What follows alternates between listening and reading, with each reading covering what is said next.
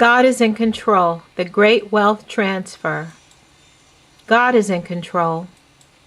God has the honor and glory that is due him, built directly into his kingdom system here on earth, whether we willingly participate in it or not. And I indeed will harden the hearts of the Egyptians, and they shall follow them. So I will gain honor over Pharaoh and over all his army, his chariots, and his horsemen. Then the Egyptians shall know that I am the Lord, when I have gained honor for myself over Pharaoh, his chariots, and his horsemen. Exodus 14:17. God is in control. God said to Moses, I am that I am. Thus you shall say to the children of Israel, I am has sent me to you. Exodus 3:14.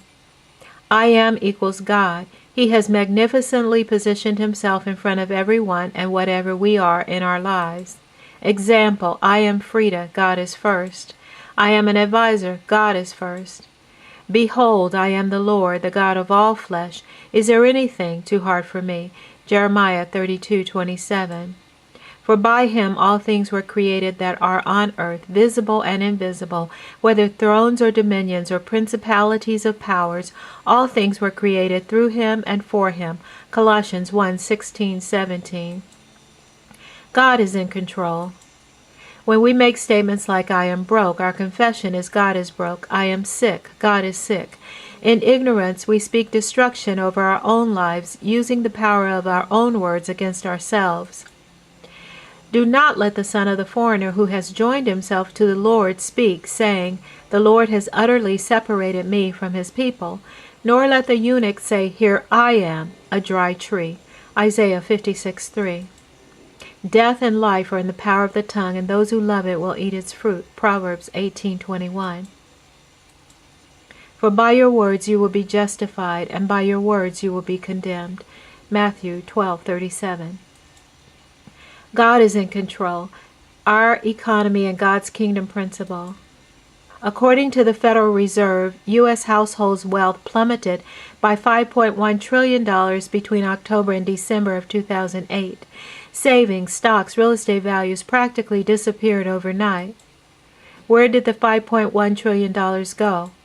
How could it just disappear into thin air? How could accounts drop drastically overnight? How could equity exist one day and gone the next? Lavish lifestyles and spending was replaced with loss, despair, and devastation. We know the natural reasons. What are the spiritual ones? God is in control. Our economy and God's kingdom principle. Money was flowing from interest on investments, savings, and real estate appreciation. People were enjoying excessive borrowing, spending, wasting, and hoarding.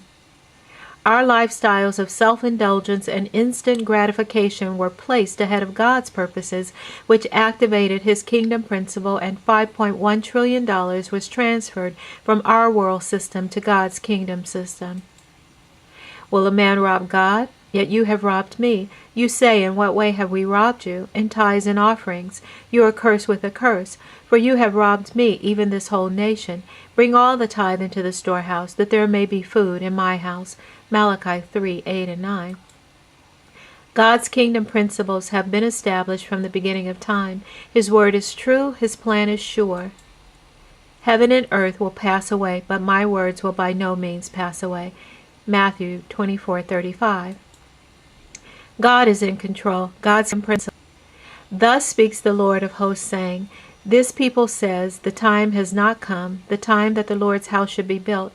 Then the word of the Lord came by Haggai the prophet, saying, Is it time for you yourselves to dwell in your paneled houses, and this temple to lie in ruins?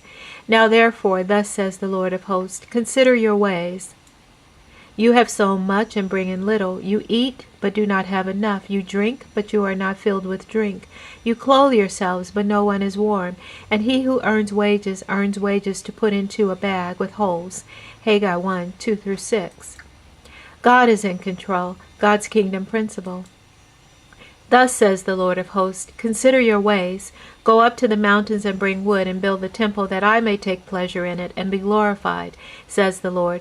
You looked for much, but indeed it came to little, and when you brought it home, I blew it away.